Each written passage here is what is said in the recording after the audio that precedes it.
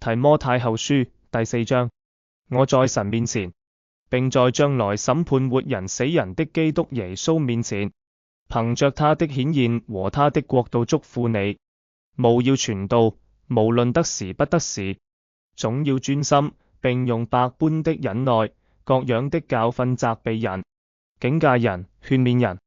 因為時候要到，人必厭煩純正的道理，耳朵發癢，就隨從自己的情增添好些師傅，並且掩耳不聽真道，偏向荒渺的言語。你卻要凡事謹慎，忍受苦難，做傳道的功夫，準你的職分。我現在被澆奠，我離世的時候到了。那美好的仗我已經打過了，當跑的路我已經跑盡了，所信的道我已經守住了。從此以後，有公義的冠冕為我存留，就是按着公義審判的主到了那日要賜給我的，不但賜給我，也賜給凡愛慕他顯現的人。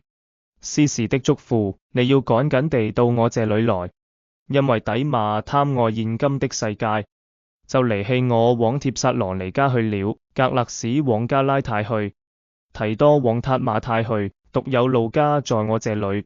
你來的時候，要把馬可帶來，因為他在傳道的事上於我有益處。我已經打發推基古往以弗所去。我在特羅亞留於加布的那件外衣，你來的時候可以帶來。那些書也要帶來。更要緊的是那些皮絹，銅匠亞歷山大多多地害我，主必照他所行的報應他。你也要防備他，因為他極力敵擋了我們的話。我初次申訴，沒有人前來幫助，竟都離棄我。但願這罪不歸於他們，唯有主站在我旁邊，加給我力量，使福音被我盡都傳明，叫外邦人都聽見。我也從獅子口裡被救出來。主必救我脫離諸般的兇惡，也必救我進他的天國。願榮耀歸給他，直到永永遠遠。阿門。問候與祝福。問百基拉、亞居拉和阿尼色弗一家的人安。以拉都在哥林多住下了。特羅菲摩病了，我就留他在米利都。你要趕緊在冬天以前到我這裡來。有布羅、布田、利奴、格魯底亞和眾弟兄都問你安。願主與你的靈同在，願因為常與你們同在，靈修主題，忠心的服事與堅定的信仰。經文重點：提摩太後書第4章。宣講神的話，保羅在這裡強調提摩太要在各樣的情況下宣講神的話，無論是即時的或是不即時的。這提醒我們作為信徒要始終如一地分享福音，並在教導中保持忠誠。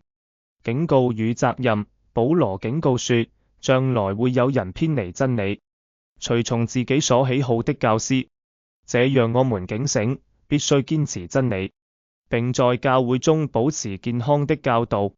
忍耐與堅持：保羅鼓勵提摩太要持守信仰，忍耐各種試煉。這提醒我們在信仰的道路上要有毅力，不論面對何種挑戰，都要繼續向前。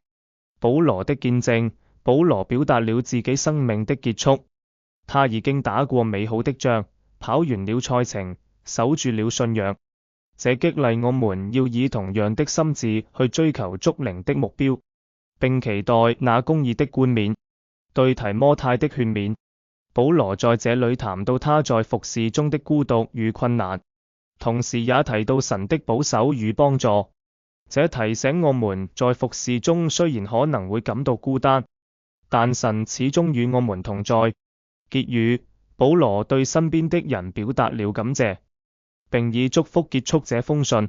這提醒我們在信仰旅程中珍惜與弟兄姊妹的關係，並互相祝福。禱告：親愛的天父，感謝你賜予我們忠心的榜樣，求你幫助我們在生活中勇敢宣講你的話語，並在各種試煉中持守信仰。願我們的生命能夠榮耀你的名。奉耶穌名禱告，阿門。行動：每天找時間與他人分享神的話語或見證，鼓勵他們在信仰上成長，在生活中堅持真理，並培養忍耐的心。面對挑戰時不要放棄。願提摩太後書第4章激勵我們在信仰中堅持到底，忠心服事，並期待主的獎賞。